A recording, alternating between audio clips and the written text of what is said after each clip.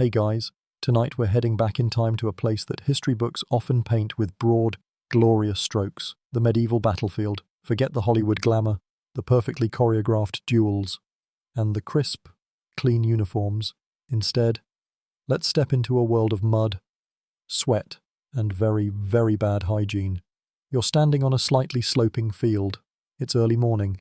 Maybe a touch of mist hangs in the air, and the ground beneath your worn leather boots is a mix of churned earth and yesterday's rain. The fog is thick enough to make the air feel damp, and it muffles the sounds of the men around you. A few coughs, the clink of a chainmail link, the low murmur of prayers.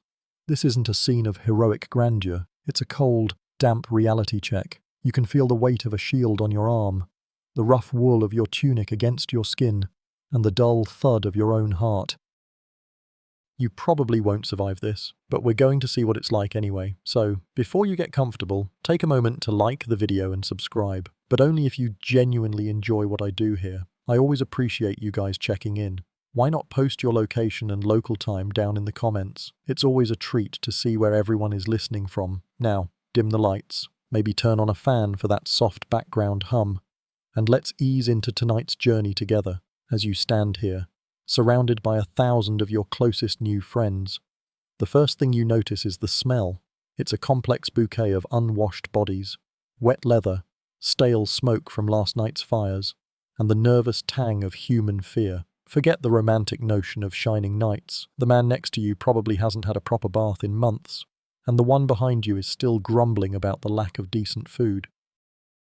A mainstream historical fact you probably know is that battles were rarely fought on perfectly flat ground. Commanders sought any slight advantage, so a gentle rise or a dry patch of earth was a luxury. But a quirky or fringe tidbit is that medieval armies often hired professional flag bearers, the vexillarii, whose sole job was to hold the banner high. Even in the thickest fighting, they were often paid more than the average soldier because if the banner fell, morale would plummet, and the battle might be lost right there. Historians still argue whether the importance of the vexillarius was more practical for command or psychological for inspiring the troops. You shift your weight, your back complaining about the weight of your gear. The sun is just starting to burn through the fog, revealing the muddy patches and clumps of grass. You can hear the distant murmur of the other side, a low hum that sounds a little too much like a hornet's nest you're about to poke. You just hope the guy next to you knows what he's doing. You can feel his nervous energy radiating off him. But then you realize your own hands are shaking. This isn't a grand adventure, it's just a job. And right now, you'd rather be back home, complaining about the price of ale, but here you are, and there's nowhere to go but forward. The sun peeks over the horizon, painting the sky in a muted watercolor of grey and rose. The cold air bites at your exposed skin, and you find yourself rubbing your hands together, less for warmth and more to stop the slight tremble. The men around you are equally quiet, each lost in their own thoughts. Some whisper prayers to whichever saint they hope is listening. Others simply stare ahead, their faces a mask of grim resolve. This isn't the loud, boisterous pre-battle scene you might imagine. It's the pre-dawn calm. A silence so thick it feels like a heavy blanket pulled over the entire field. It's a moment of profound psychological tension, a shared quiet before the unshareable chaos. You can hear the rhythmic breathing of the man next to you, a low, steady sound that is somehow both reassuring and deeply unnerving. A nervous cough from a few ranks back seems to shatter the stillness for a second, but it's quickly absorbed by the dense, heavy air. You check your gear for the 10th time. The weight of your mail shirt feels comforting, a familiar pressure against your shoulders. You run your hand over the hilt of your sword, a cheap, well-used thing that's more for last-ditch defense than anything else. You've had a quick bite of hard bread and salted meat, and your stomach is now a coiled knot of anticipation. There's a curious stillness to the whole affair. The enemy is there, a dark line on the distant rise. But for now, they are just a suggestion of what's to come. It's a mainstream historical fact that commanders often used the early morning hours for final troop movements and battle formation, taking advantage of the low light and the natural quiet. But here's a quirky or fringe tidbit. Some armies would deliberately use loud, rhythmic chanting or drumming at this time to unnerve their opponents. A sort of medieval psychological warfare. The goal wasn't to be heard clearly, but to create a low, menacing thrum that carried on the wind and got into the heads of the opposing soldiers. Historians still argue whether this was a common tactic or just a rare, clever trick. You catch a glimpse of the banner unfurling high above the command post, a flash of red and gold against the pale sky. The sight of it is a powerful anchor, a symbol of the cause you're here to fight for, or, more accurately, the Lord you're here to die for. You might not know the intricate heraldry, but you recognize the colors of your liege. A cold sense of fatalism settles over you. You've heard the stories of glorious victories and heroic charges, but what you're experiencing now is the mundane, slow-motion dread of waiting. This is the moment where the romantic ideals of chivalry and valor meet the cold, hard ground. There's a subtle but palpable energy flowing through the ranks, a mixture of fear, adrenaline, and a desperate desire for this to be over. You can see the steam of your own breath in the cool air, a small, transient cloud that feels like a physical manifestation of your short time left on this earth. The silence is the worst part. It gives you too much time to think. It's the calm before the storm. But it's a calm that feels anything but peaceful. You just want the noise to start. The clatter of steel on steel. The shouts and screams, anything to break this agonizing quiet. The air feels heavy, pregnant with the promise of violence, and you just stand there, waiting. The silence, as heavy as a lead weight, finally breaks. It's not with a roar or a trumpet blast, but with a series of clipped commands barked by the sergeants. The orders are simple, practical, and devoid of any poetic flair. Shields up, spears forward. It's a mundane, almost boring start to what is supposed to be a momentous day. This is the morning routine, the final, desperate check of all the little details that might mean the difference between life and a messy death. You follow the commands, a well-drilled cog in a well-oiled machine. Your hand wraps around the worn leather grip of your shield, a solid circle of wood and metal that is your only real defense. You feel the weight of it, the satisfying balance. You hope the leather straps are in good condition and not frayed from too many drills. You lean your spear forward, its point glinting in the pale morning light, and test its weight. It's a simple tool, but a brutally effective one. The man next to you adjusts his helmet. The metal scraping against his chin strap, another one tightens the laces on his boots. This isn't about grand gestures. It's about making sure your gear doesn't fail you at the worst possible moment. A mainstream historical fact is that soldiers spent a huge amount of their time on mundane tasks like this, maintaining their equipment, sharpening weapons, and mending armor. The glorious charge might last 10 minutes, but the preparation for it could take a week. Now, for a quirky or fringe tidbit, many soldiers would carry a small, personal good luck charm. It might be a stone, a piece of wood, or a religious token. These weren't just for spiritual comfort, they were a way to feel some semblance of control in a situation where they had none. Historians still argue whether these charms provided genuine psychological benefits or if they were just a superstitious habit. You can see one guy a few ranks over holding a worn rabbit's foot, rubbing it between his fingers. You almost scoff, but then you find your own hand brushing against a small, smooth pebble in your tunic pocket, a stone you picked up from a stream years ago. We all have our little rituals, don't we? The air fills with the sounds of 1,000 small adjustments, the creak of leather, the jangle of chainmail, the quiet grunts of men settling into their positions. The command comes to tighten the ranks, and you shuffle forward, your shield overlapping with the man's next to you. You are no longer an individual, you are part of a human wall, a single, living, breathing organism. You can feel the nervous energy of the men around you, but it's a controlled nervousness, channeled into a singular purpose. You have trained for this, day after day, week after week, in rain and sun. The drills were brutal. But now, you understand why. The muscle memory takes over. Your body knows what to do. Even if your mind is screaming, you can hear a senior officer, far up the line, shouting last-minute instructions. His voice is calm, clear, and reassuringly professional. You catch a few words, hold the line, and don't break formation. It's the same advice you've heard 100 times. You take a deep breath, and as you exhale, you can almost taste the fear in the air. This is the moment of truth, and all you can do is stand here, your shield up, your spear ready, and wait for the signal to move forward. The mundane preparation is over. The long, agonizing walk is about to begin. The signal comes, a trumpet sounds, a clear, sharp note that cuts through the morning air and the low hum of the waiting army. You feel a collective shudder pass through the ranks, and then, slowly, you begin to move. You are a part of a long, undulating line of humanity, trudging forward. You glance over to the flank and see the cavalry, the heavy hitters of the battlefield. They're an intimidating sight. The knights are mounted on massive war horses, their armor gleaming in the sun, their lances held high. They look like the living embodiment of valor and power, the heroes of every song and story. The very ground seems to tremble under their hooves.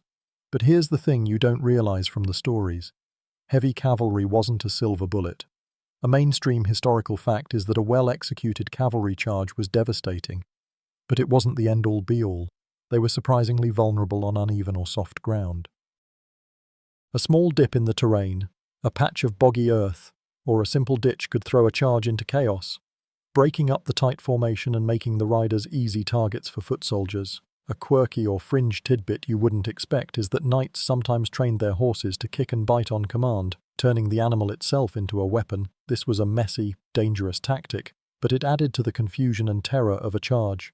Historians still argue whether this was a common training method or a more exotic practice reserved for a few elite knights. You watch as a few of the horses in the front ranks get spooked by a sudden noise and have to be reined in. You can see the frustration on the knights' faces as their perfect line is momentarily disrupted. This isn't a simple straight run, it's a complex, living entity. And it's just as susceptible to chaos as the rest of the army. You realize that their impressive armor, while great for protection, also makes them less agile. If a horse falls, the knight is in serious trouble. A very expensive turtle on the ground, struggling to right himself. You're a foot soldier, a grunt. You aren't mounted on a noble steed, and your armor is more about function than about looking impressive. You're a part of the infantry, the backbone of the army, and you know, deep down, that the cavalry charge is just the opening act. It's meant to disrupt, to create a hole in the enemy's line, a crack that the rest of you can pour through. But if it fails, or if it doesn't quite work, it will be up to you to face the enemy head-on. You can feel the weight of your own importance, not as an individual hero, but as part of an unbreakable, unglamorous mass. You can hear the thunder of the hooves as they begin to pick up speed. The ground trembles. You can feel the vibration through the soles of your boots. It's a terrifying, beautiful, and profoundly flawed machine of war. You just hope they hit their mark and don't get mired in a patch of mud you saw earlier. After all, it's not a movie, it's the real world. And in the real world, a hero on a horse can still trip over a loose stone. The cavalry charge has thundered past, a fleeting moment of impressive noise and motion. Now, the real work begins.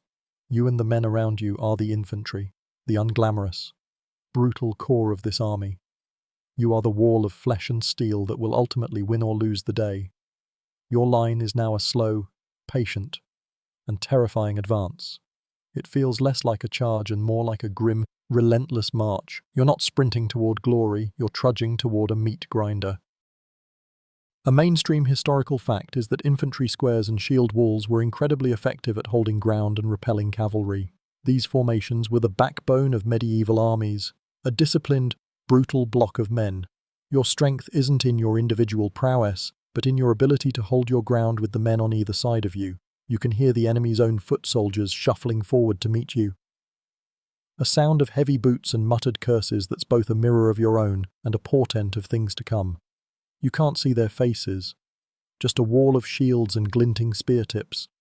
A quirky or fringe tidbit is that some medieval armies would intentionally mix seasoned veterans with fresh recruits in the front ranks. The veterans' experience and calm would help steady the younger soldiers, and the rookies' raw energy could give the line a ferocious, if chaotic, edge.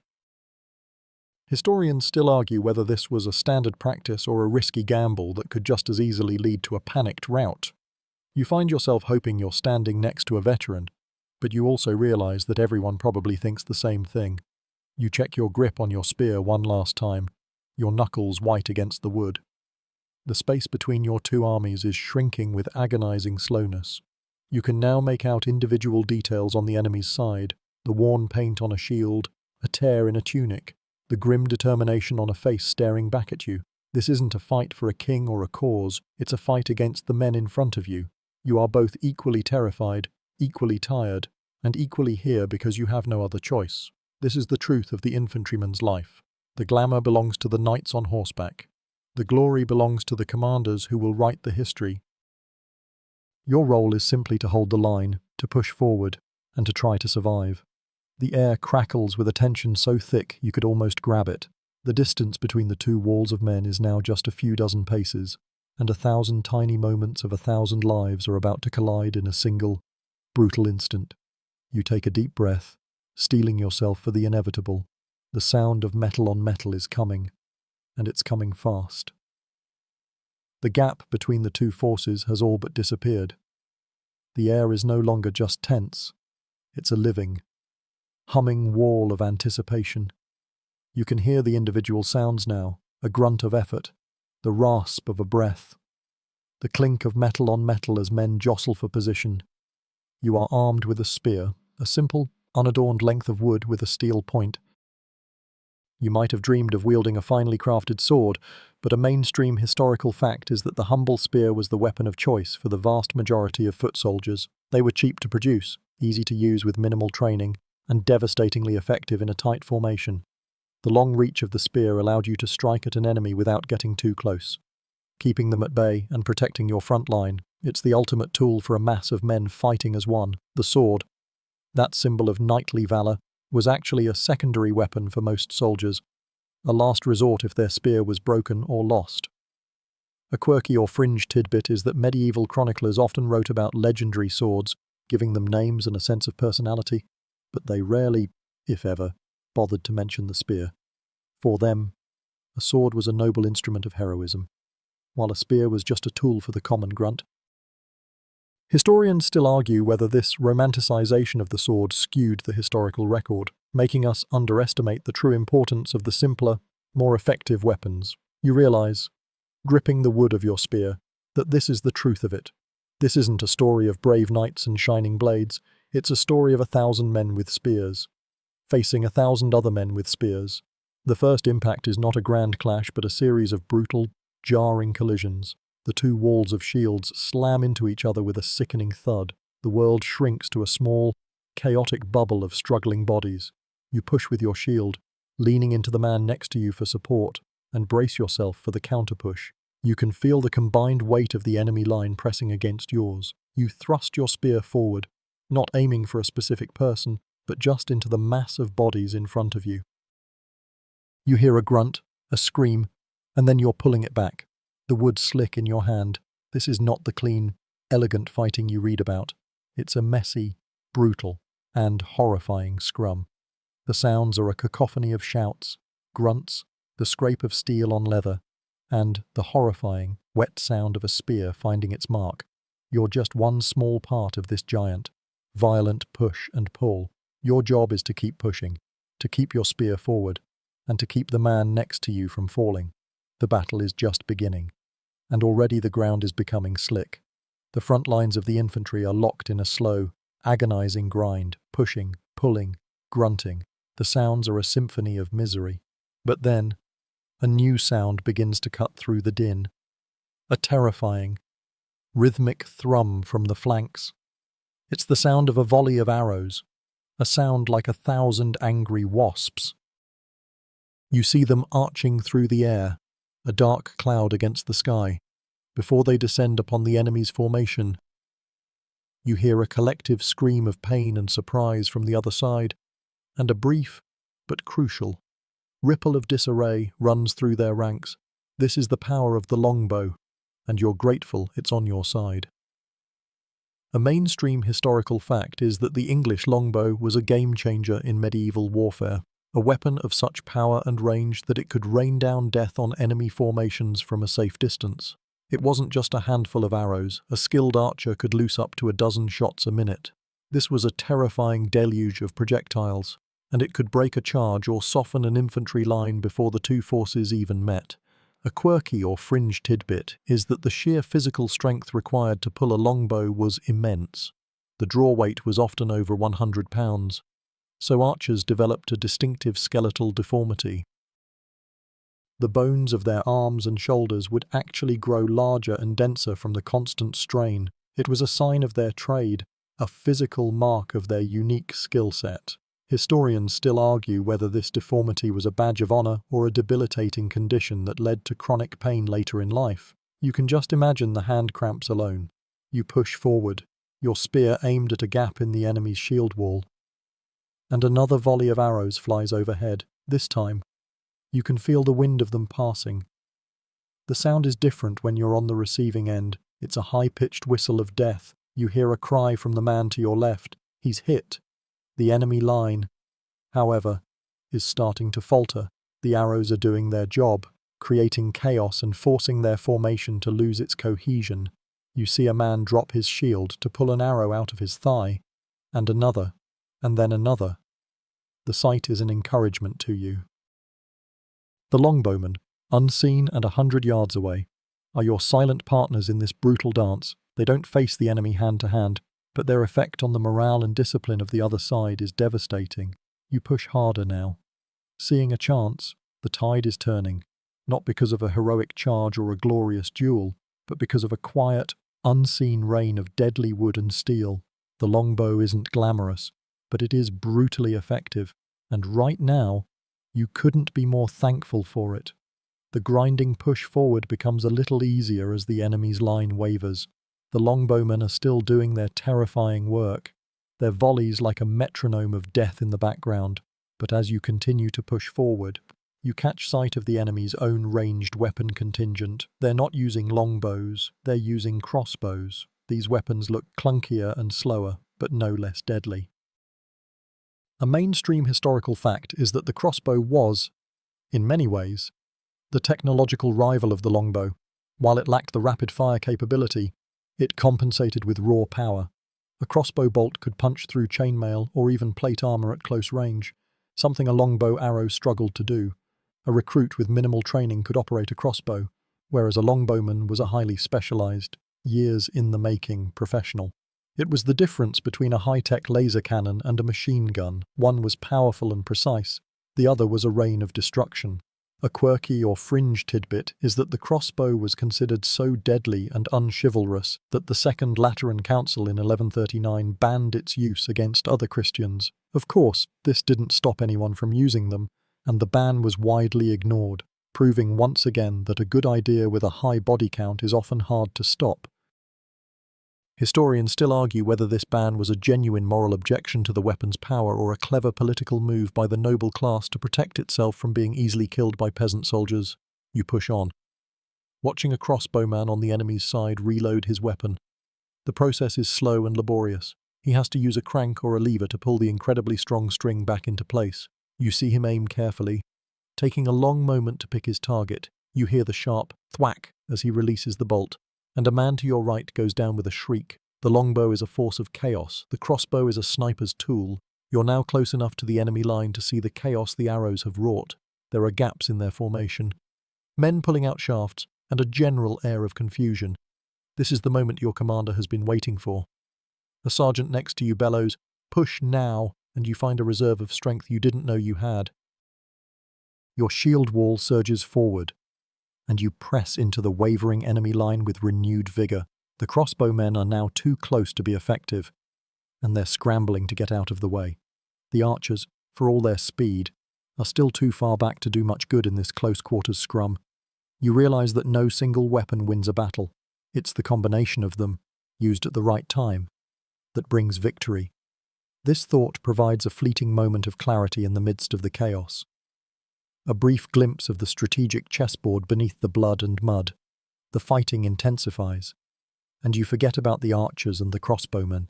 Your world is now just the man in front of you. The infantry scrum has reached a brutal, chaotic equilibrium. The push and pull of the shield walls is a tiring, terrifying cycle. But then, a new kind of terror enters the equation. A collective groan rises from your ranks as a new threat appears on the horizon. This isn't a head-on clash. This is something far more drawn-out and insidious. You're looking at the beginning of a siege. A mainstream historical fact is that most medieval conflicts weren't decided on open fields like this.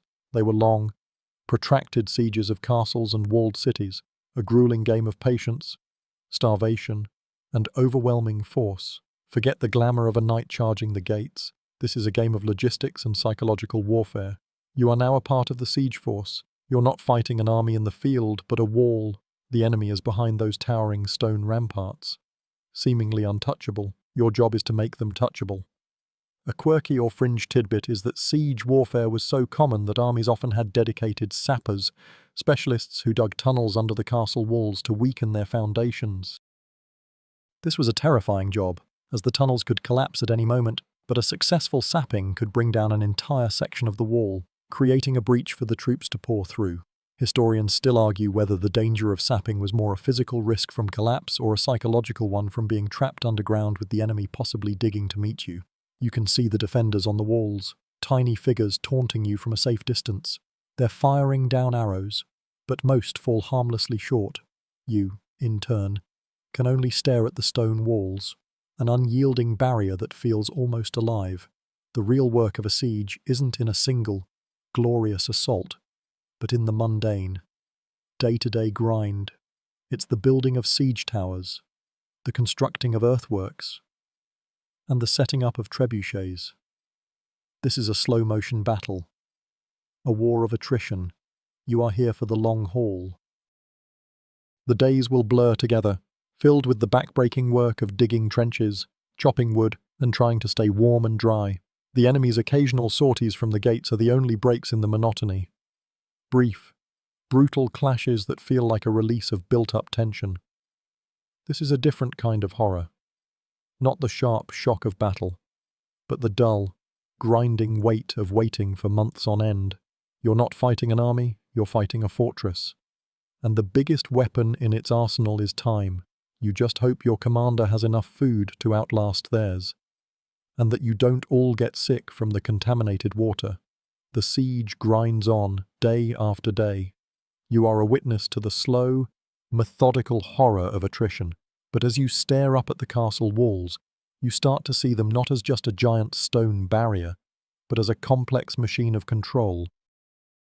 A mainstream historical fact is that castles were not built just as defensive strongholds. Their primary purpose was to project a lord's power and authority over the surrounding lands. They were a statement of dominance, a visible reminder to the local population that this was the center of power. From the castle, a lord could collect taxes, dispense justice, and raise an army. It was a tool of governance and a symbol of feudal control. A quirky or fringe tidbit is that many castles had surprisingly elaborate and well-appointed living quarters, including things like latrines that flushed into moats and kitchens with complex ventilation systems. The point wasn't to live in squalor, it was to live in a fortified, luxurious home. The grand banquet halls and private chambers were as much a part of the castle's purpose as the arrow slits and crenellations. Historians still argue whether the comfort of the lord's chambers was a reflection of the wealth they extracted from the peasants, or a necessary means to keep a powerful noble happy and in control. You can see why a lord would want to protect that. You can now see the siege engines being constructed behind you. Massive, awkward-looking wooden contraptions that are slowly taking shape. This is a game of engineering as much as it is a game of war. The defenders on the wall seem to understand this too, occasionally sending out small raiding parties to try and sabotage the construction. These are brutal, messy affairs. Far from the clean lines of a pitched battle, you're not fighting for a decisive victory, but for a slow, crushing defeat of the enemy's will. You spend your days not fighting, but doing hard labor, carrying stones and logs, digging trenches, and watching. This is a battle of who will give in first. Will the defenders starve? Will their morale break? Will your own food supplies last long enough to make it matter? The castle is not just a building, it is the enemy itself, a silent, unyielding foe that seems to mock your every effort. You are a small, insignificant part of a very big, very boring war. You just hope that when the time comes to finally assault the walls, you're not in the front of the line. The siege continues, a monotonous, grueling existence punctuated only by the distant thud of a rock hitting stone. But now, the siege engines are complete, and you can truly appreciate their terrifying, brutal simplicity. The first is a trebuchet, a massive, counterweighted sling that looks like a giant. Angry seesaw. A mainstream historical fact is that the trebuchet was one of the most powerful siege weapons ever devised, capable of hurling projectiles weighing hundreds of pounds over immense distances. Its power came from a simple physics principle: a massive counterweight, often weighing many tons, would drop and launch the projectile with incredible force and accuracy. The whole thing was a beautiful, terrifying exercise in applied physics. A quirky or fringe tidbit is that besides hurling rocks, trebuchets were sometimes used for psychological warfare. They would launch diseased animal carcasses or human remains over the castle walls, hoping to spread sickness and break the morale of the defenders. It was a germ warfare tactic that, while likely not as effective as they hoped, certainly made a point. Historians still argue whether this was a common practice or a particularly gruesome exception. You watch as a team of men uses a winch to slowly lower the arm of the trebuchet. The strain evident on their faces, the counterweight is lifted high into the air, and then, with a thunderous crash, it's released. The stone flies through the air, a whistling blur of death, and slams into the castle wall with a sound like a clap of thunder. A shower of dust and stone chips falls, but the wall still stands. It's a battle of wills between rock and stone. The second siege engine you see is a mangonel. It's smaller, more like a giant slingshot or catapult, using torsion from twisted ropes to launch its projectiles, while not as powerful or as long-ranged as a trebuchet. A mainstream historical fact is that the mangonel was a versatile and faster-firing machine, often used for more precise shots against specific targets on the wall, like a gatehouse or a defensive tower. You watch as a mangonel launches a smaller stone, which arcs through the air and smashes directly into a battlement, sending a defender scrambling for cover. These weapons aren't just about breaking down walls, they're about slowly, inexorably, grinding the defenders into submission. You can see the hopelessness on the faces of the men on the wall. They are trapped, and you are here, with these giant, patient machines, to remind them of that fact every single day. The siege is no longer a slow grind, it's now a loud, terrifying countdown, with each thud of a thrown rock marking another second closer to the final assault. The trebuchets and mangonels are a symphony of destruction, a relentless battering of stone against stone. But you are about to discover that brute force is not the only, or even the most effective, weapon in a siege. A mainstream historical fact is that siege warfare was as much a psychological game as a physical one. Commanders would employ feints and deceptions to confuse and demoralize the defenders. They might pretend to assault one gate with a small force, drawing defenders away from the true point of attack, or stage a loud, fake attack at night to keep the defenders awake and on edge. The goal wasn't just to break the walls, it was to break the will of the men inside them. A quirky or fringe tidbit is that attackers sometimes used false banners or false flags from allied or neutral parties to confuse the enemy into thinking that reinforcements had arrived, or that they were attacking the wrong place.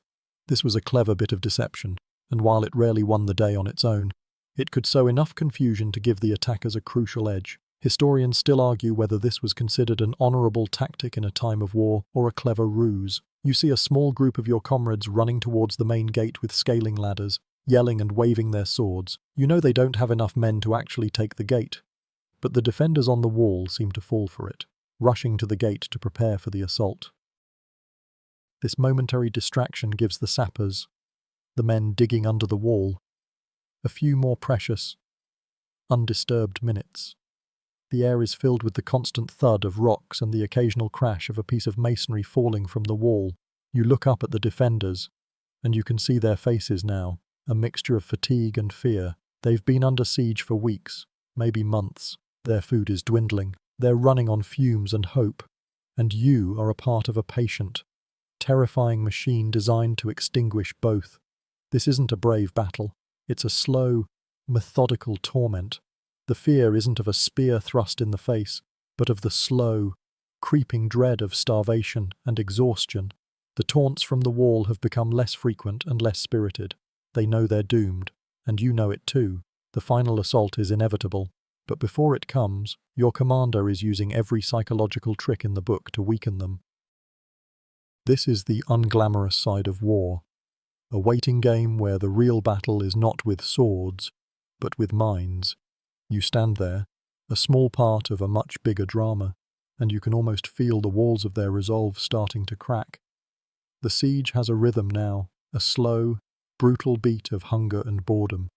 You are no longer focused on the distant walls but on the more immediate concerns of your army. You are now trudging alongside the baggage train, a long, winding line of wagons, pack animals, and weary labourers that stretches for miles behind the main force. A mainstream historical fact is that the baggage train was an army's most critical and vulnerable asset. It carried all the food, water, medical supplies, siege equipment, and spare weapons. Without it, an army couldn't last more than a few days. It was the lifeblood of the entire operation, and it was a logistical nightmare to keep it moving.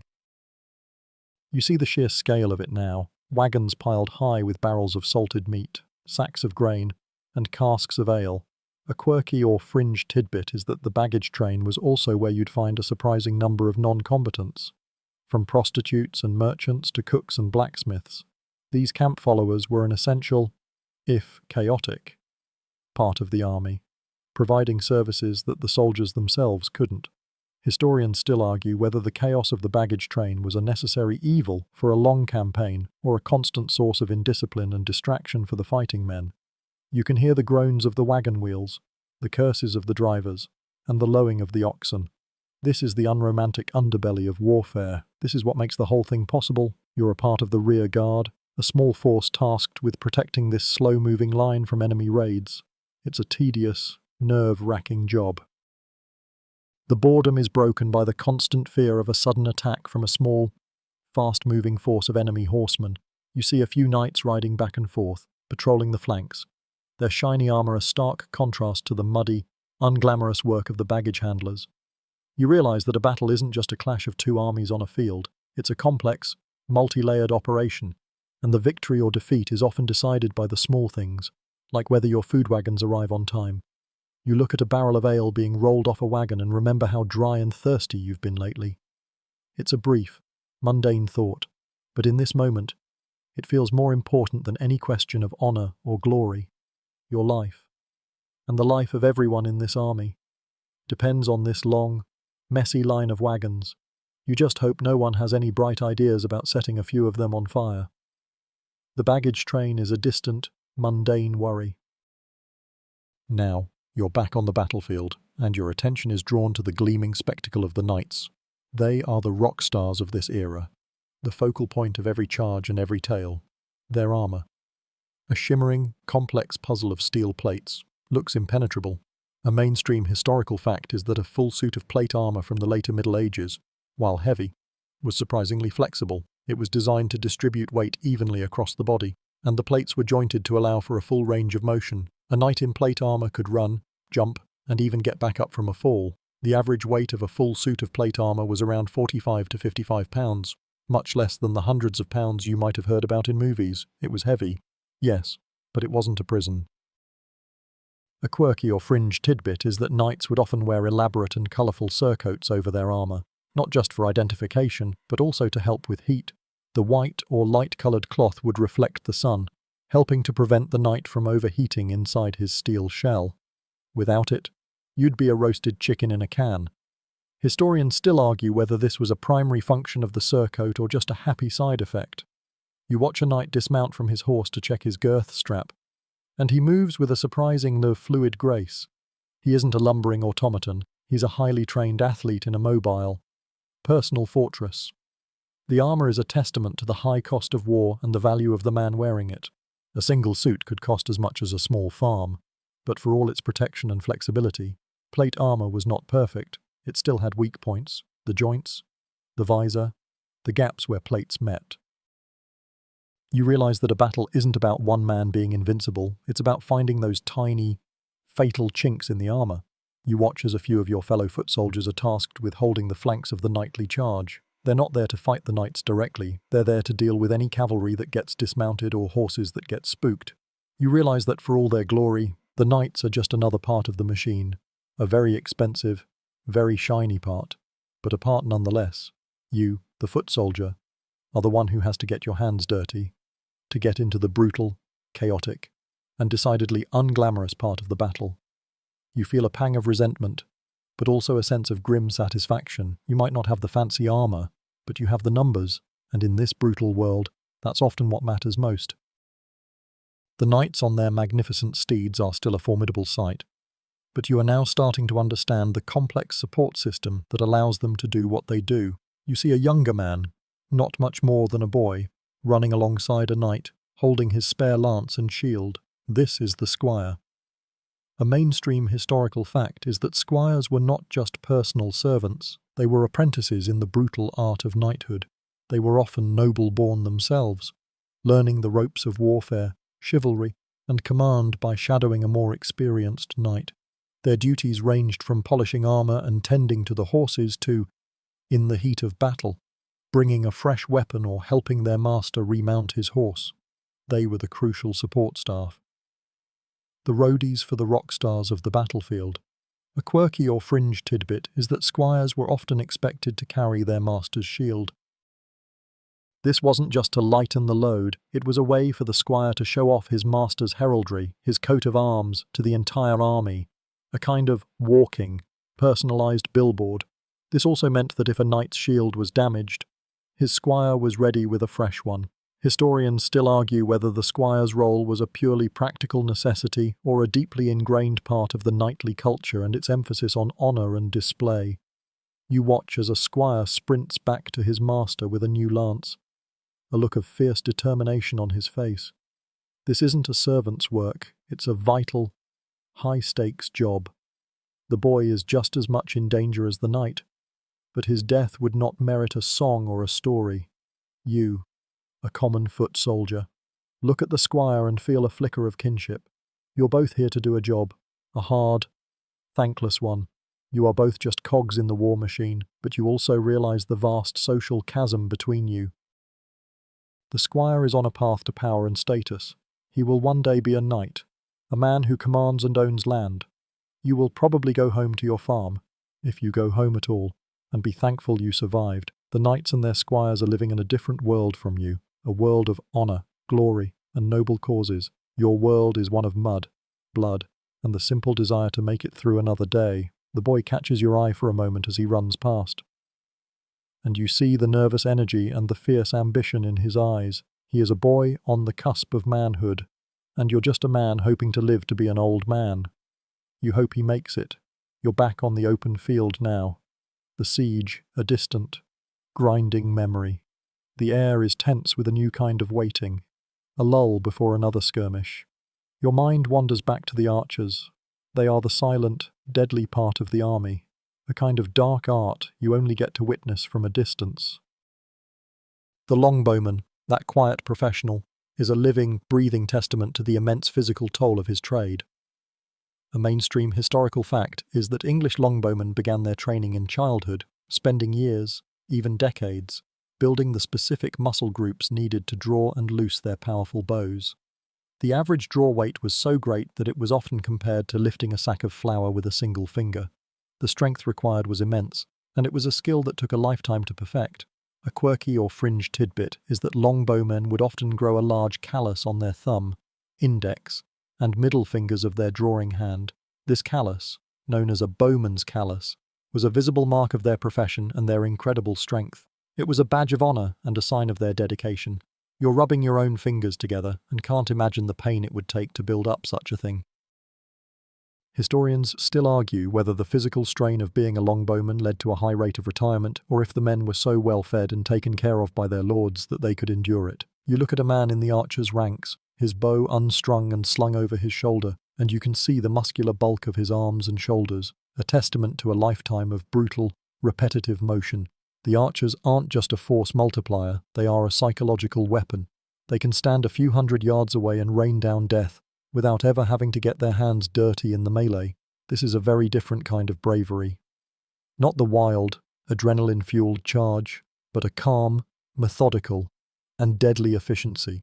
They're the cold-blooded assassins of the battlefield. The thought brings a different kind of respect. While you and your fellow foot soldiers are locked in a brutal, personal struggle, the archers are killing from a distance, a kind of detached, anonymous slaughter. You hear the faint sound of them stringing their bows, a series of short, sharp snaps that sends a shiver down your spine. The next volley is coming, and you know, with a grim certainty, that it will be just as deadly as the last. This is a battle of different skill sets and different kinds of courage. And the archers, with their quiet, deadly patience, are a crucial part of the victory. The fighting continues, a grinding, brutal dance of chaos and steel. You see a man fall, a scream ripped from his throat as a spear finds a home in his leg. His comrades ignore him, they can't stop to help. This is the moment you realize the horror of battlefield medicine. A mainstream historical fact is that medical care on the battlefield was shockingly primitive and almost non-existent. The vast majority of injuries were caused by blunt force trauma or puncture wounds from spears, arrows, and swords. A simple cut could become infected and kill you within days. The men who provided medical care were not doctors in the modern sense, but surgeons, barbers, or even laymen with a passing knowledge of herbs and a steady hand. Their primary tools were saws for amputation and cautery irons to stop bleeding. A quirky or fringe tidbit is that surgeons often use spiderwebs, mouldy bread, or even a mixture of wine and vinegar to clean wounds, unaware that these concoctions sometimes contained natural antibacterial agents. While they didn't know the science behind it, these desperate measures could sometimes save a life.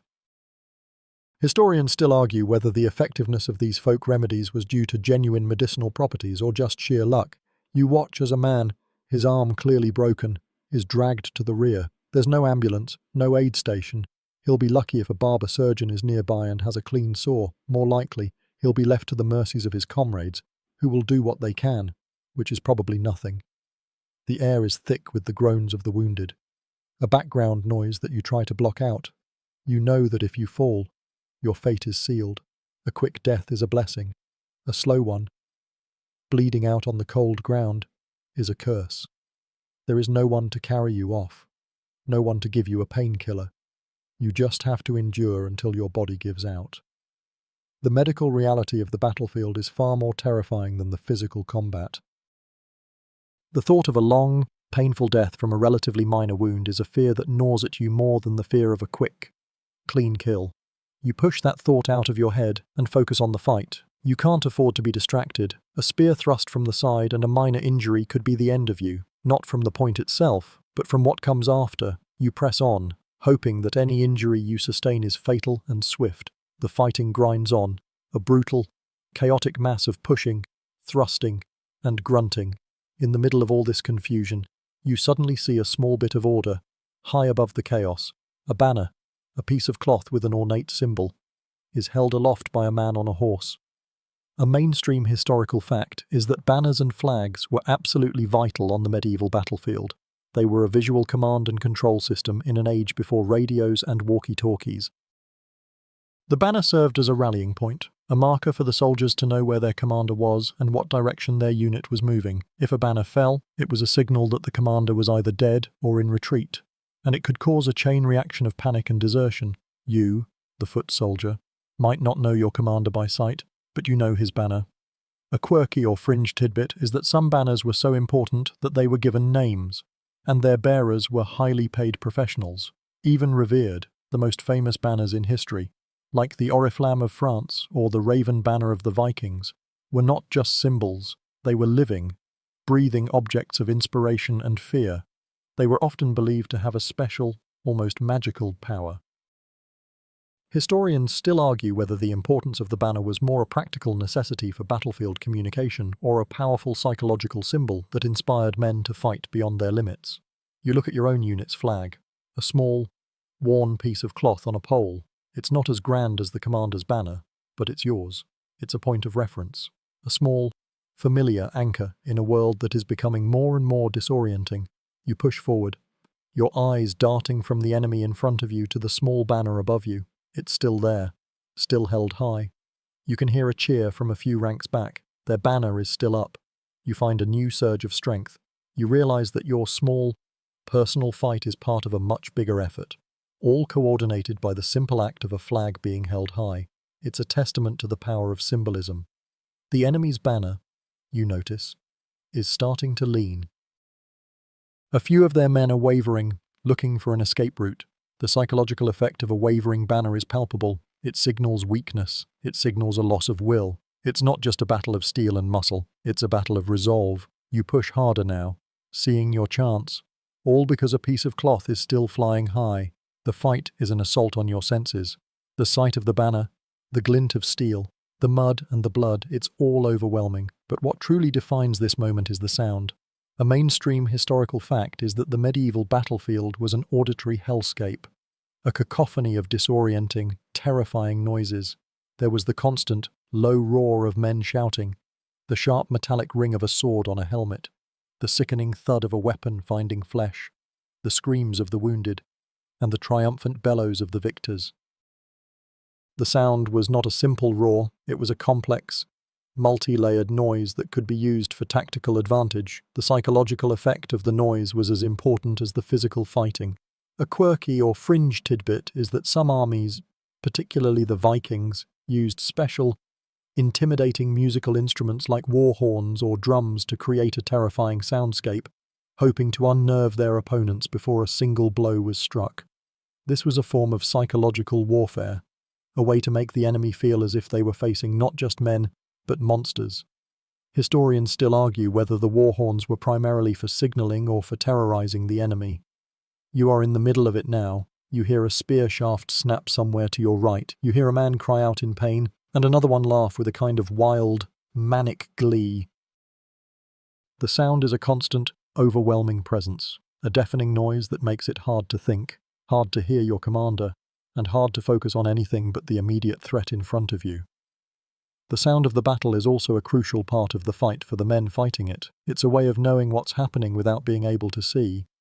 You hear a sudden cheer and a rush of movement to your left, and you know that part of your line is pushing forward. You hear a sudden scream of fear from the enemy, and you know they're wavering. The sound is a constant stream of information, but it's also a way to get lost.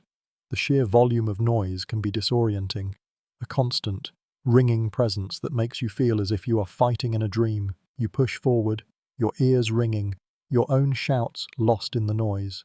The sound of the battle is a living thing, a hungry beast, and you are trapped inside its stomach. You just hope you make it out before it digests you. The chaos and noise are all consuming, a tidal wave of sensory overload. The ground beneath your boots is not a flat, pristine field from a painting. It's an obstacle course of ruts, divots, and muddy patches, and as the fighting intensifies, you begin to see how the very earth you stand on is a weapon. A mainstream historical fact is that terrain was perhaps the single most important factor in a medieval battle.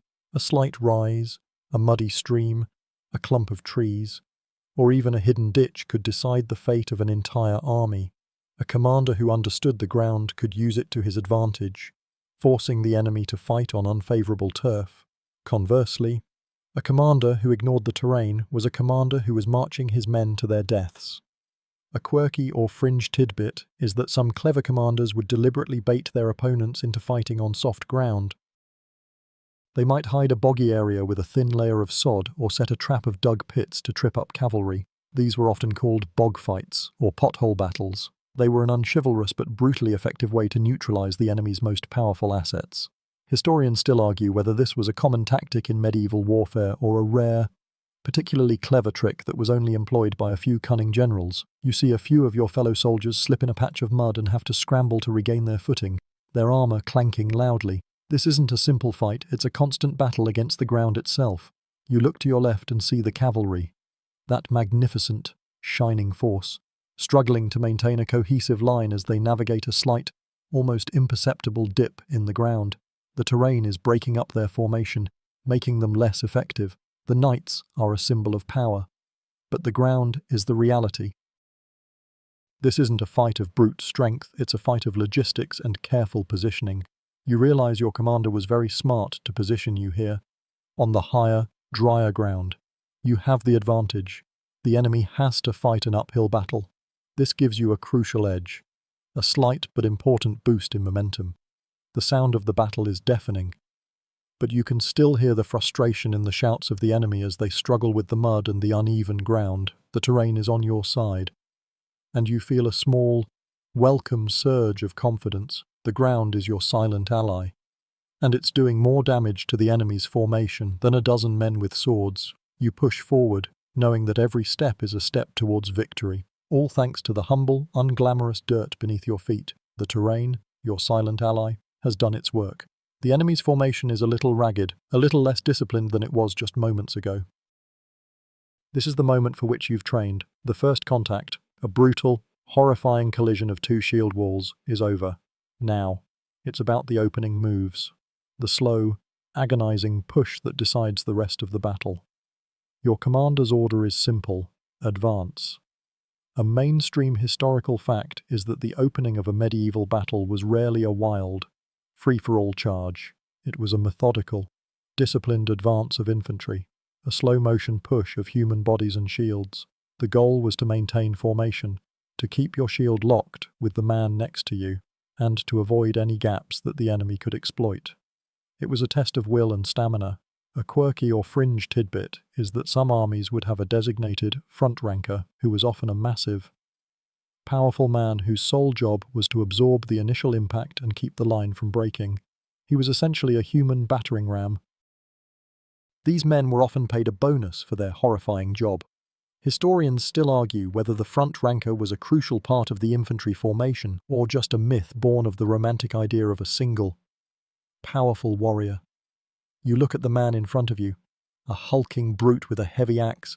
He's taking the brunt of the blows, his shield dented and scarred, but he's holding the line. You're grateful he's there. The two lines of men are now a single, churning mass of humanity. You can hear the rhythmic grunting of the push and pull, the scrape of steel on leather, and the soft, sickening sound of a spear finding its mark. The world has shrunk to a small, suffocating bubble of blood, sweat, and fear. You push with your shield, leaning into the weight of the men behind you, and thrust with your spear. This is not a heroic duel, it's a brutal, impersonal job. You don't know the name of the man you're fighting, and he doesn't know yours. You are just two bodies in a mass of hundreds, locked in a struggle for a few inches of ground. The advance is slow, agonizingly so. Every step forward feels like a small victory, a testament to your endurance and your will to live. The opening moves of the battle aren't about glory, they're about survival. And right now, you're just trying to survive. You feel a sudden push from the men behind you, and your line lurches forward. You're gaining ground, the enemy is giving way. You push harder, the advance is working, the enemy line is wavering, and you feel a rush of adrenaline. But then, it happens. The two forces, no longer a slow-moving, methodical advance, smash into each other with a brutal, disorienting shock. It's not a gentle push, it's a sudden, horrifying collision. A mainstream historical fact is that this first contact shock was often the most brutal and chaotic moment of a battle. The initial collision of two shield walls was a sensory overload of noise, pain, and confusion. It was in this moment that formations could break, and the battle could be won or lost in a matter of seconds. It's a moment of truth, where all the training and discipline either hold or fail. A quirky or fringe tidbit is that some veteran soldiers developed a specific, almost animalistic grunt or scream they would use right before the impact. This sound, a kind of primal roar, was meant to unnerve the enemy and provide a last-second burst of adrenaline for themselves. Historians still argue whether this was a common, disciplined practice or just a spontaneous reaction to the fear of the moment. You feel the impact now. It's a full-body shock that travels from the soles of your boots to the top of your head. Your shield slams into the enemies with a bone-jarring thud. You feel a sudden surge of bodies pressing against you, and you have to dig your feet into the mud to keep from falling. The world shrinks to this tiny, violent bubble of struggling bodies. You can't see the big picture anymore. You can only see the man in front of you. Your spear is useless at this range. So you drop it and pull out your secondary weapon, a short knife. This is the hand-to-hand combat you always feared. The fear is no longer an abstract idea, it's a living, breathing presence next to you, a cold hand on your shoulder. The sounds are a cacophony of metal on metal, the groans of men, and the screams of pain. This is the moment where the rules of war break down, and it becomes a personal, desperate struggle for survival. You are no longer part of a disciplined unit. You are an individual fighting to stay alive. The first contact shock is over, and now you are in the thick of it. You just hope your luck holds out a little longer. The first contact shock is a lingering, horrifying memory. Now, in a brief and strange lull in the fighting, you notice something out of a storybook. Two knights, one from your side and one from the enemy's, have ridden forward. They are facing each other in the middle of the battlefield. This is a duel of champions. A mainstream historical fact is that battles were occasionally preceded or punctuated by these single combats, often between two noblemen. The idea was that the outcome of this duel would decide the outcome of the battle, saving thousands of lives. It was an attempt to make war more personal and to reintroduce a sense of chivalry to a brutal and messy business. You watch as the two knights, their armor gleaming in the sun, lower their lances and prepare to charge. A quirky or fringe tidbit is that these duels weren't always to the death. Sometimes they were a kind of combat sport with specific rules designed to disarm the opponent without killing him. It was a kind of a high-stakes jousting match. Historians still argue whether these duels were ever truly decisive in winning a battle or if they were just a romantic gesture that rarely had any real strategic impact. You watch as the two knights charge. The sound of their horses' hooves a drumbeat on the muddy ground. They collide with a thunderous crash, lances splintering, and both riders are thrown from their horses. They get up, dazed, and begin to fight with their swords. A slow, methodical, and brutal dance. This is the stuff of legends. The kind of story that bards would sing about for years to come, but the reality is far more mundane. The battle has not stopped. The infantry behind you is still pushing forward, and the archers are still raining down arrows. This duel is a sideshow, a theatrical piece in the middle of a brutal, messy reality. The common soldiers, like you, don't stop fighting just because two rich guys are having a personal spat. This moment of chivalry is a brief, almost comical interlude in the midst of a horrifying slaughter. You push forward, your spear aimed at the man in front of you. You don't have the luxury of a personal duel. Your battle is not one of honor and glory, it is one of survival. The duel of champions is a beautiful, archaic dream, and you are the harsh, cold reality. The duel is almost over. One of the knights falls, his side lets out a groan, and your side lets out a cheer, but the fighting doesn't stop. You realize that a battle is won not by a single hero, but by 1,000 common men doing their dirty, unromantic jobs. The duel of champions is over. Your line is still pushing forward, your small unit still fighting, but you're about to witness a move that is far more decisive than any single duel. It's the flanking maneuver. A mainstream historical fact is that the flanking maneuver, an attack on the enemy's side or rear, was one of the most effective and deadly tactics in medieval warfare. An army that was attacked from the front could hold its ground, but an army that was attacked from the side, or worse, from the back, would quickly lose its cohesion and dissolve into chaos. It turned a controlled battle into a panicked slaughter. You watch as a small force of your commander's cavalry, unseen until now, rides around the enemy's main line and slams into their exposed flank. A quirky or fringe tidbit is that some commanders would deliberately set up a false flank, a line of less experienced or lightly armored troops, to draw the enemy's cavalry into an ambush. It was a risky but clever way to protect their main force. Historians still argue whether this was a rare, genius-level tactic or just a common ruse. You see the chaos now. The enemy's line, once a disciplined wall, is now a swirling mass of individuals, trying to turn and face the new threat. Their formation is broken. They can't fight both threats at once. It's a kind of beautiful, terrifying dance of death. And you have a front-row seat, the enemy soldiers, who were just moments ago a terrifying, unyielding presence, are now scattering in every direction, running for their lives. Your commander shouts the order, and you, along with your fellow soldiers, rush into the newly created gap in the enemy's line. This is the moment of truth. You are no longer fighting, you are hunting. You are no longer defending, you are attacking. The enemy is in full rout, and the battle, for all intents and purposes, is over. The flanking maneuver didn't just win the day, it won the entire battle. It was a move of pure, brutal strategy, a testament to the fact that a war is won not just with strength, but with wits. You are running now, your short knife in your hand, a feeling of exhilaration mixed with a grim determination. The fear is gone. You are the predator. The enemy is in full retreat. It's a stampede of broken men and panicked horses, a swirling, a desperate mass. And now you see a grim truth about warfare. Retreat is often far more dangerous than fighting. A mainstream historical fact is that the majority of casualties in a medieval battle occurred during the rout. A disciplined, fighting army could hold its own, but a fleeing, disorganized mob was a slaughter waiting to happen. The men who turn their backs and run expose their most vulnerable points to the enemy, their backs, their necks, their legs.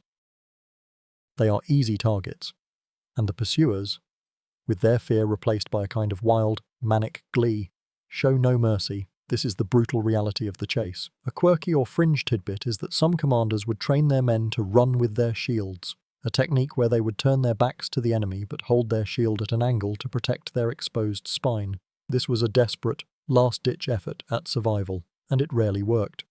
Historians still argue whether this was a common, well-drilled maneuver or a myth perpetuated by those who survived. You are now a part of the chase, your tired legs finding a new reserve of energy. You see a man trip and fall, and before he can get up, he is swarmed by your comrades. The sound of the slaughter is sickening. It's not a fight, it's an execution. You realize that you are no longer a soldier fighting for a cause. You are a predator, a hunter. You are a part of a brutal though unthinking machine designed for one purpose, to kill. The fear of death has been replaced by the thrill of the hunt. This is a side of warfare you never wanted to see. A side that history books gloss over. The glory is in the fighting, the heroism is in the charge, but the truth is in the rout.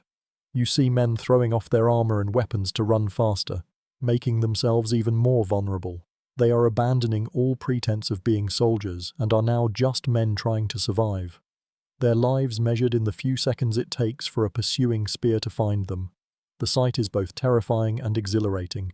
You just hope that if your side ever breaks, you are a fast runner, because the only thing worse than fighting is running. The rout is in full swing, and the field is a chaos of men either running or giving chase. But then, you see a strange, almost theatrical pause in the violence. A few of your fellow soldiers have surrounded a knight who has fallen from his horse. He is disarmed, but he is not being killed. He is being taken prisoner. A mainstream historical fact is that noblemen were often captured for ransom instead of being killed. A dead nobleman was worth nothing, but a living one could be worth a fortune. The ransom could include land, money, or political concessions. This was a gentleman's agreement, a kind of unwritten rule of warfare that applied only to the upper classes. You, a common soldier, were not worth a ransom. You were only worth the dirt you were standing on. A quirky or fringe tidbit is that the process of taking a nobleman for ransom was a very specific and ritualized affair. The captor would have to announce his claim loudly, often calling out the name of the nobleman he was capturing, and then ensure the prisoner was taken to the rear and guarded. The process was so formalized that some contracts for mercenary companies included specific clauses for the distribution of ransom money. Historians still argue whether this was a moral decision based on the idea of chivalry or a purely economic one based on the high value of a nobleman's life. You watch as the captured knight is led away, his head bowed, his face a mask of shame and defeat. He is not a victim, he is a valuable asset. You, a common foot soldier, have no such luxury. If you are captured, you will be killed. You are worth nothing to the enemy. Your life has no economic value. This is the stark reality of the class system on the battlefield. The rich men fight for glory and money, and they have an escape hatch in the form of a ransom. You fight for your life, and your only escape is to win or to run faster than the man chasing you. The thought is a sobering one. It puts a grim, economic value on your existence. You look at the captured knight and feel a flicker of envy. He has a second chance. You don't. You push on. Your mind no longer on the glory of the win, but on the cold, hard fact of your own low worth. You are a tool of war, and a tool, once broken, is thrown away. The battle is over, the fighting has ceased, replaced by the grim, quiet aftermath. You are now standing on the battlefield, and it's a horrifying sight. The ground is a churned morass of mud, blood, and broken bodies. This is the aftermath of a skirmish, a moment that is rarely captured in the heroic tales. A mainstream historical fact is that the battlefield was a scene of chaos and looting after the fighting was done. The victors would fan out, searching for anything of value on the bodies of the dead and wounded. This was not a moral failing, it was a practical necessity. A good sword, a piece of armor, or a bag of coins could be the difference between a soldier's survival and his eventual poverty. A quirky or fringe tidbit is that some veteran soldiers were so adept at this grim task that they could identify the wealth of a fallen enemy just by the quality of his boots or the material of his tunic.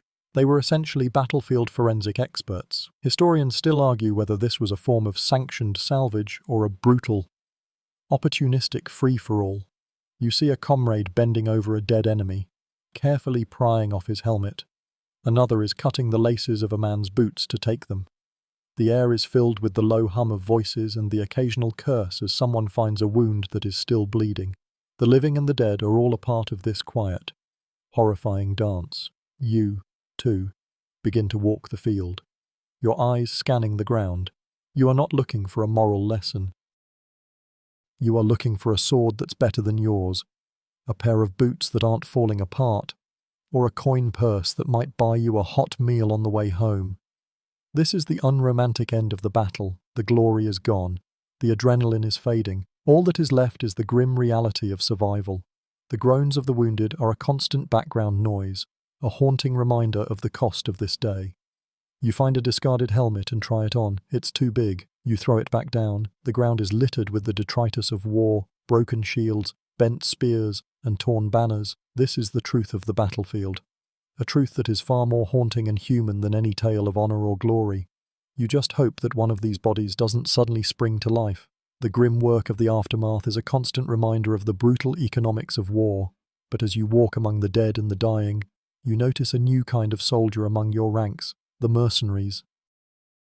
A mainstream historical fact is that mercenary companies were a common feature of medieval warfare. They were professional soldiers who fought not for a lord or a country, but for pay. They were often highly skilled, well-equipped, and fiercely disciplined, as their very survival depended on their reputation. They were, in essence, the private contractors of their day, and they were a lot more reliable than a conscripted peasant army. They were not bound by honor or loyalty, only by their contract. A quirky or fringe tidbit is that mercenary companies often had their own banners and unique insignia, which were sometimes more well-known and feared than those of the lords who hired them. These companies, like the famous Catalan Company or the White Company, were a force unto themselves, and they often dictated the terms of their employment. Historians still argue whether the use of mercenaries was a sign of a lord's political weakness or a clever strategic choice that allowed him to field a well-trained army without the long-term cost of a standing one.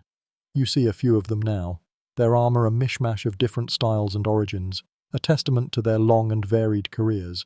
They are not celebrating the victory, they are simply collecting their due, their faces grim and professional. They are not fighting for glory, they are fighting for a paycheck. You look at a mercenary with a scarred face, his eyes hard and cold. He is not a man to be trifled with, he is a professional killer. The contrast between him and the common conscripted soldiers is stark. You, the foot soldier, are here out of a feudal duty. He is here because he has a contract. This is a cold, transactional reality, far removed from the romantic notions of chivalry and honor. The mercenary doesn't care about your cause or your king, he cares about the money, and he will fight as hard for your enemy tomorrow if the price is right. The thought is a sobering one. It makes you realize that in the grand scheme of things, your life has a very specific and very low monetary value, and the life of a mercenary is just a commodity to be bought and sold on the market of war. The grim work of the aftermath and the cold presence of the mercenaries are a stark reminder of the realities of war. But as you return to camp, you see an entirely different side of this whole operation, a side that is rarely mentioned in the history books. You are now surrounded by the camp followers. A mainstream historical fact is that a medieval army was never just a fighting force. It was a chaotic, mobile city, and it included a large number of non-combatants, merchants, blacksmiths, cooks, laundresses, and a variety of other people who followed the army to provide essential services. These camp followers were the unorganized, messy heart of the army's logistics and support system. Without them, the army would have starved, its weapons would have broken, and its men would have been sick and miserable. A quirky or fringe tidbit is that these camp followers often had their own intricate social hierarchy and a kind of informal economy. There were merchants who sold everything from ale to trinkets, and cooks who would make meals for a small fee. This was a kind of proto-supply chain, a civilian support system for a military operation. Historians still argue whether the camp followers were a necessary and vital part of an army or a constant source of disease and indiscipline. You walk past a woman who is carefully mending a soldier's tunic, her face grim and tired. You see a man trying to sell a few bottles of watered-down wine, his voice low and hopeful. This is a very different kind of fight. It's a fight for a living, a daily struggle to survive on the fringes of a brutal conflict. The camp is a chaotic jumble of tents, wagons, and open fires. It smells of wood smoke, cheap ale, and unwashed bodies. You can hear the low murmur of conversations, the clatter of pots and pans, and the occasional burst of a man laughing or crying. This is the human side of the war, the side that is filled with all the mundane, day-to-day realities that the fighting itself tries to obscure. You are no longer a soldier on the battlefield, you are a customer in this sprawling, temporary city. You feel a pang of longing for a decent meal, for a bed that isn't made of cold, hard earth. The camp followers are a kind of mirror, a reflection of the outside world you left behind, and their presence makes you miss it more than you thought you would. They are a reminder that a war is not just about the fighting, it's about the living. And the living is often a lot harder than the dying. The camp is a chaotic jumble. But you are now back on the field, and a new kind of order is being established. This is the chain of command, a lifeline in the chaos of battle. A mainstream historical fact is that a medieval army's effectiveness relied on a clear, if often difficult, flow of information from the top to the bottom. The commander, often a king or a noble, would issue orders to his lieutenants. They, in turn, would relay those orders to their captains, and the captains would then shout them to the sergeants. The sergeants would then bark the commands at you, the common foot soldier. It was a verbal system that was often prone to error and a crucial part of an army's success or failure. You can see the frantic, silent ballet of men on horseback riding back and forth, carrying messages from one part of the army to another. A quirky or fringe tidbit is that some commanders used hand signals or even specially trained dogs to carry messages across the battlefield. The dogs were a faster and more reliable way to get a short message from one unit to another without relying on a rider who could be easily killed. Historians still argue whether the use of messenger dogs was a common practice or a rare, innovative tactic. You, on the ground, are at the very bottom of this chain. You don't know the grand strategy. You don't know the plan. You only know the orders your sergeant screams at you, and you obey them without question. The orders you receive are simple. Push forward. They are not nuanced. They are not tactical. They are a kind of verbal hammer, a way to keep 1,000 men moving in the same direction. The beauty of the chain of command is its simplicity.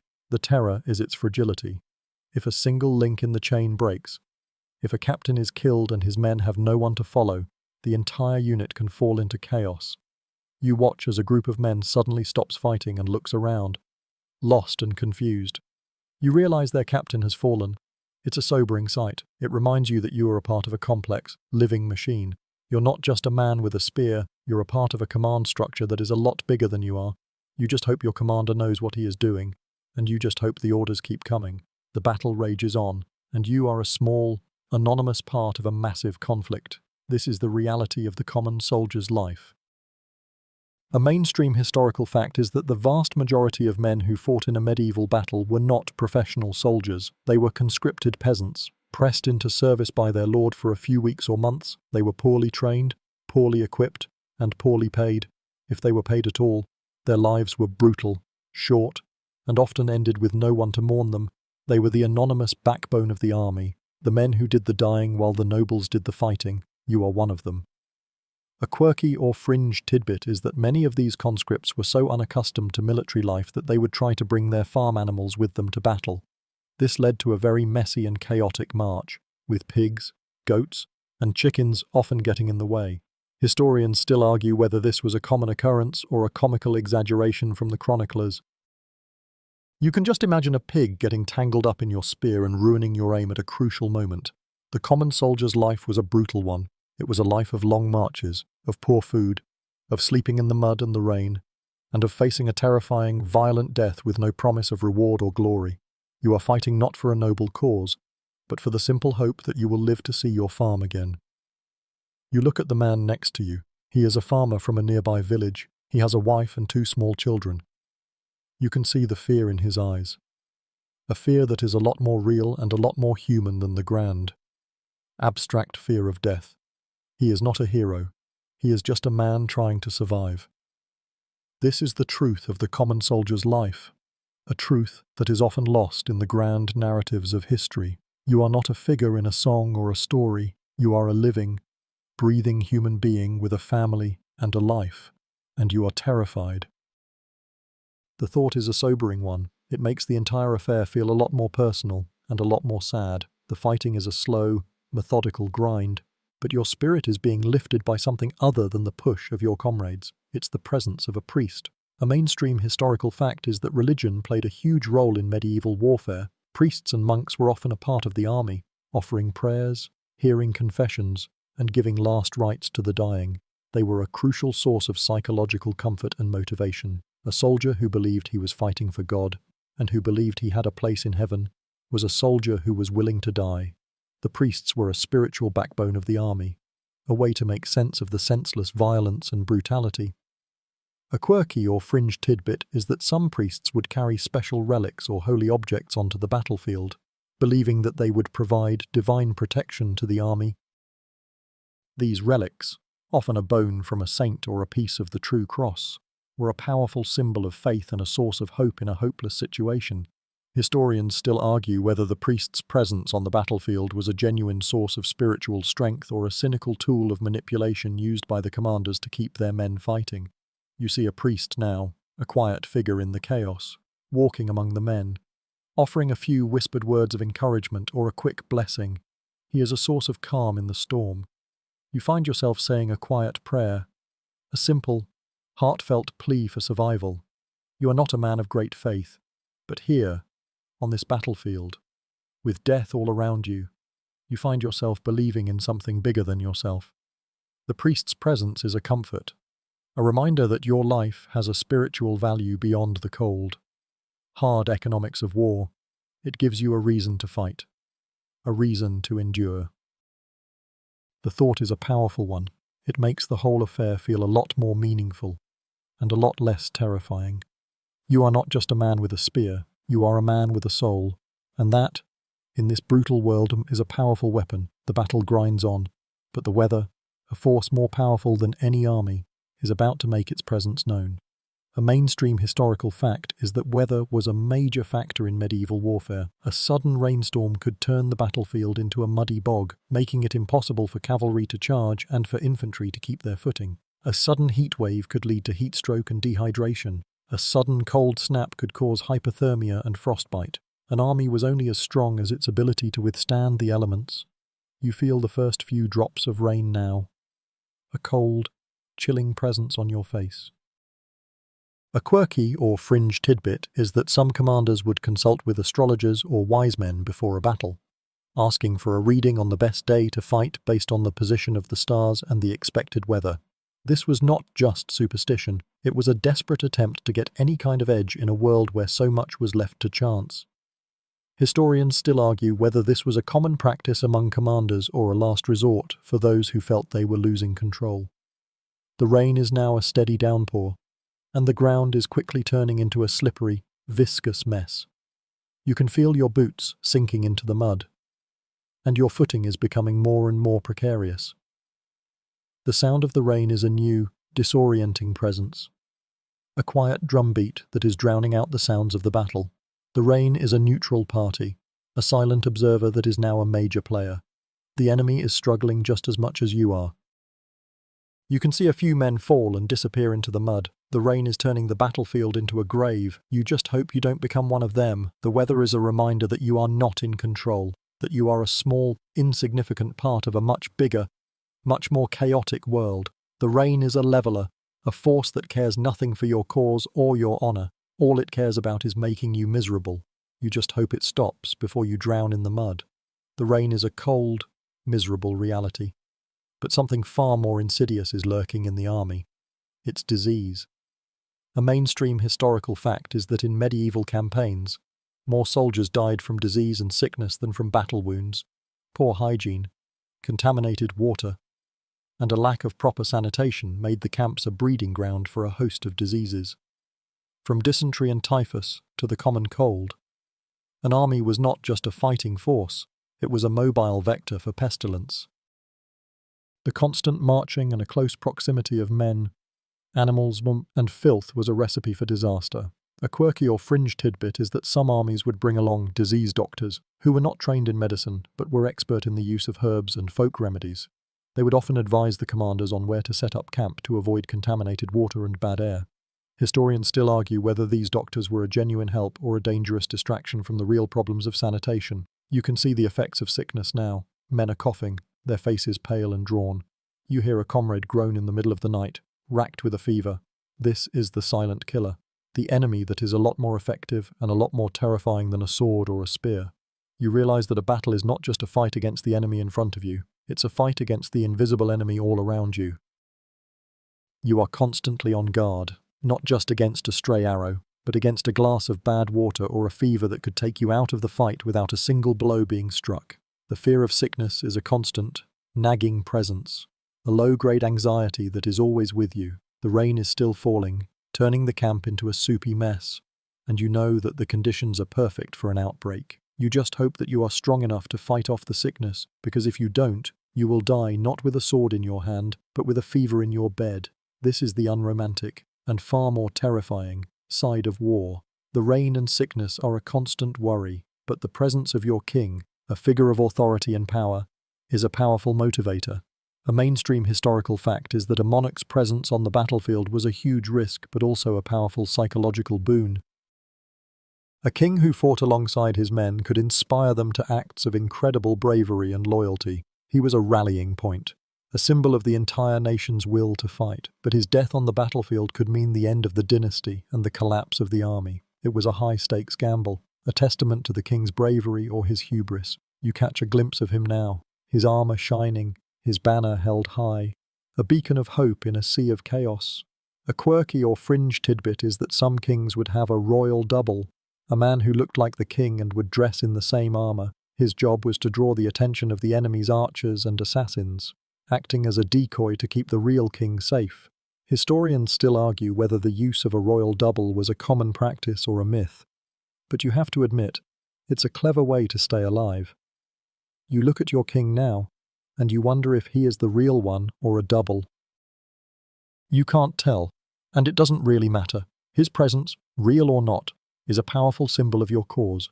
The king is a constant, reassuring presence. You know that he is here to win, and his presence makes you believe that a win is possible. He is the living embodiment of your cause, and you would gladly die for him. This is the power of the king, a power that is a lot more important than any sword or spear.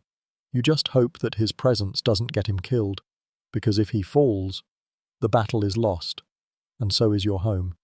The battle is a terrifying maelstrom, but something keeps you from running.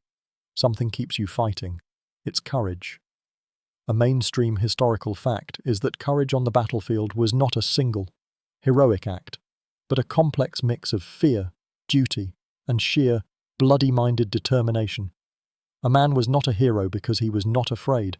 He was a hero because he was afraid, and he fought anyway. It was a fight against his own instincts, against the primal urge to flee. The fear was a living presence, a cold hand on your heart, and courage was the willingness to push through it.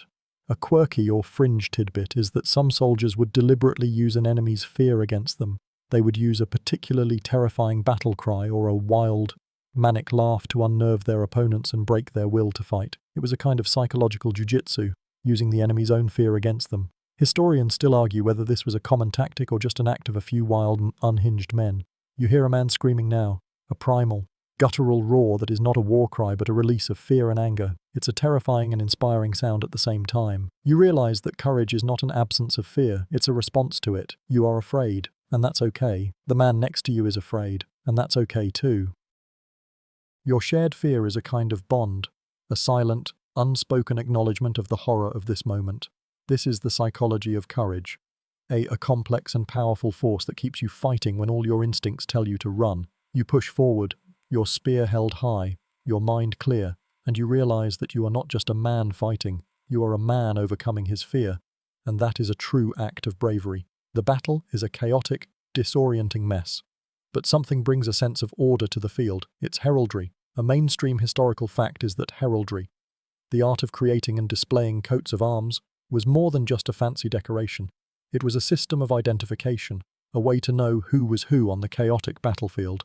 A knight's coat of arms, displayed on his shield and surcoat, was his personal ID card. It was a way for his men to know who he was and for his enemies to know who they were fighting. It was a visual system of recognition in a world without names or faces. A quirky or fringe tidbit is that the colours and symbols on a coat of arms were not just chosen at random. They often had a specific meaning. A lion meant courage, a fleur-de-lis meant purity, and a bend sinister. A diagonal stripe on the shield was often used to denote an illegitimate son. It was a complex, coded language that told a story about the man who wore it. Historians still argue whether the colours and symbols were a deeply personal choice or a standardized system of rules and regulations. You look at the coat of arms on a passing knight's shield, a lion rampant on a field of gold. You don't know the man, but you know his story. He is a brave man, a man of wealth and power. You, a common soldier, have no coat of arms. You are a man without a story, a face without a name, but you can read the symbols on the battlefield, and you know who is who. The heraldry is a kind of a cheat sheet, a way to know who to fight and who to avoid. It's a reminder that a battle is not just a free-for-all, it is a series of interconnected, personal struggles, all of which are laid bare on a man's shield. The heraldry is a beautiful, archaic dream, and you are the cold, hard reality. You are the man without a name, the man without a story. The fighting is a brutal grind, but a new, terrifying weapon is about to enter the fray. It's fire.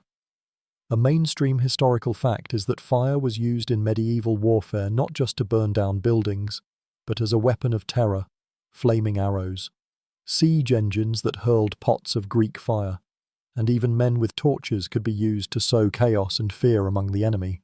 Fire was a psychological weapon that was as effective as any sword or spear. It could burn down a town, but it could also break the will of an army. You see a few flaming arrows now, a terrifying streak of light against the sky, before they land with a hiss on a man's shield. A quirky or fringe tidbit is that some armies would use special fire starters, men who were paid to set fire to enemy encampments and towns, a kind of medieval saboteur. These men were often feared and hated by both sides. Historians still argue whether the use of fire in a battle was a standard part of warfare or a kind of unchivalrous, last-ditch effort. You feel the heat now, a sudden, suffocating presence that is a lot more terrifying than the cold. The fire is a living, breathing thing, a hungry beast that is devouring everything in its path. You can hear the screams of men who have been caught in the flames, a horrible, gut-wrenching sound that is more terrifying than any battle cry. The fire is a new enemy, an enemy that cannot be fought with a sword or a spear. It's a force of nature, a terrifying and unpredictable presence that is turning the battlefield into a hellscape. You just hope it doesn't reach you. You see a man drop his shield and run, his face a mask of fear. He is not afraid of the enemy. He is afraid of the fire. The fire is a reminder that a battle is not just a fight against men. It's a fight against the very elements, a fight for survival in a world that is trying to burn you alive. The battle is a symphony of noise and chaos, but a new, quiet moment has arrived. It's the moment of surrender. A mainstream historical fact is that surrender in medieval warfare was a formalized, often unspoken, ritual. A man who wished to surrender would drop his weapon, kneel, and often throw his helmet to the side, exposing his head. He would often have a token to offer, like a glove or a ring, as a sign of his submission. It was a sign that he was no longer a combatant, but a prisoner. It was a fragile, unwritten rule that was often broken in the heat of a rout, but it was a rule nonetheless. A quirky or fringe tidbit is that some armies would have a special surrender flag, a white banner that they would raise to signal their desire to surrender. This was a rare but sometimes effective way to end a battle without a full-scale slaughter. Historians still argue whether this was a common practice or a kind of diplomatic fantasy that rarely worked. You see a man now, a knight, his armor dented and scarred, kneeling on the ground, his helmet thrown to the side. He is offering his sword to a man from your ranks. The man takes the sword, and the knight is now a prisoner. This is a quiet, powerful moment, a moment of dignity in a sea of brutality. It's a testament to the fact that even in the midst of a slaughter, there are rules. The man who is now a prisoner has a chance to live. He is no longer an enemy. He is a person. The thought is a sobering one. It makes you realize that a battle is not just about killing. It is about a complex, unwritten set of rules that are as important as any law of the land. You just hope that if your time comes, you can remember the ritual. The battle is over, the fighting has ceased, replaced by the grim, quiet work of the victors. This is the moment of the spoils of war. A mainstream historical fact is that the spoils of a battle were a huge part of a soldier's motivation. The loot from the enemy dead and the ransoms from the captured nobles were a way to make a fortune in a single day. The spoils were not just a bonus, they were a form of payment, a way to make a life of hardship and brutal fighting worthwhile. The distribution of the spoils was a chaotic, often brutal process, with men fighting over a dead man's boots or a broken sword. A quirky or fringe tidbit is that some lords would have a special spoils wagon that would follow the army. The soldiers would be required to turn over their loot to the wagon, and the lord would then distribute it evenly to the men, or at least he would promise to. This was a way to prevent men from killing each other over a small prize. Historians still argue whether this was a common practice or a rare attempt at a kind of medieval socialism. You, a common soldier, are now a part of this chaotic, brutal process. You are no longer fighting for your life. You are fighting for a piece of the pie. You see a comrade and a mercenary fighting over a small bag of coins. The mercenary is a professional, and he is not going to give up his prize easily. The fight is more brutal and more personal than the battle itself. You are no longer comrades, you are competitors. This is the unromantic, ugly side of victory. The spoils of war are not a prize. They are a curse. They turn men against each other, and they reveal a brutal, selfish reality that is far more terrifying than the fighting itself. You just hope you get a piece of the loot without having to fight a man who was just a moment ago your comrade. The spoils of war are a dark, ugly business, but something far more grim and somber is now afoot. It's the post-battle burials. A mainstream historical fact is that the burial of the dead after a major battle was a monumental and often overlooked task. Thousands of bodies, both friend and foe, had to be buried to prevent the spread of disease and to honor the fallen. The dead were often buried in a mass grave, a large, shallow pit that was a final resting place for all. The work was backbreaking, and it was a grim reminder of the cost of victory. A quirky or fringe tidbit is that some armies would hire professional grave diggers, men who were paid to dig the mass graves and bury the dead. These men were often feared and reviled by both sides, as they were the harbingers of death. Historians still argue whether the grave diggers were an essential part of the post-battle cleanup or a kind of moral failing on the part of the commanders who didn't want to do the dirty work themselves.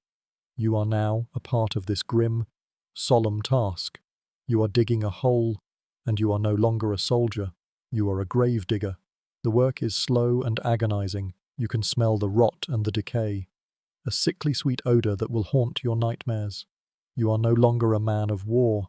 You are a man of peace, a man who is trying to put a few inches of earth between the living and the dead. The sight of the dead, a jumble of bodies from both sides, is a sobering one. It's a reminder that a battle is not a contest between good and evil. It's a contest between two groups of men who are now united in death. This is the unromantic and far more human end of war. You just hope that one day someone will do the same for you. The grim work of the burials is a constant, haunting presence. But something is happening far from the battlefield. It's the chroniclers. A mainstream historical fact is that the history of a medieval battle was often written by the victors. The chroniclers, men who were paid by the kings and nobles, would write a version of events that was often skewed, exaggerated, and filled with a great deal of self-aggrandizement. They would turn a brutal, messy rout into a glorious, heroic victory. They would turn a pragmatic, tactical win into a triumph of honor and courage. The history you read is often not the history that happened. A quirky or fringe tidbit is that some chroniclers would deliberately invent stories of heroic duels and glorious charges to make their lord look more impressive.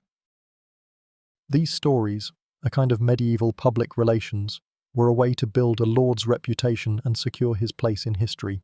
Historians still argue whether the chroniclers were just doing their job or if they were deliberately misleading their readers. You, the common foot soldier, know the truth. You know that the battle was a brutal, chaotic, and horrifying mess. You know that there were no grand, heroic charges. You know that the victory was a result of a muddy field and a clever flanking maneuver.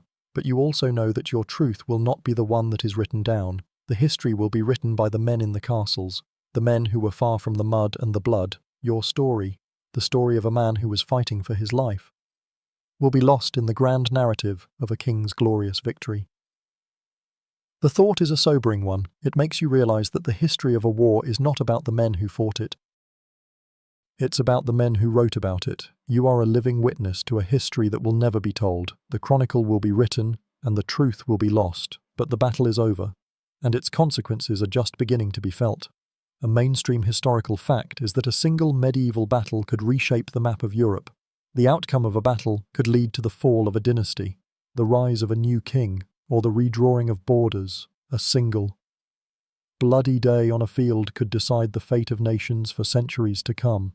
The Battle of Hastings, for example, didn't just decide who would be the King of England, it set the stage for the next 100 years of English history. The Battle of Agincourt didn't just give the English a victory, it changed the very nature of warfare. A quirky or fringe tidbit is that the outcome of a battle could also be decided by a single, personal grudge between two lords.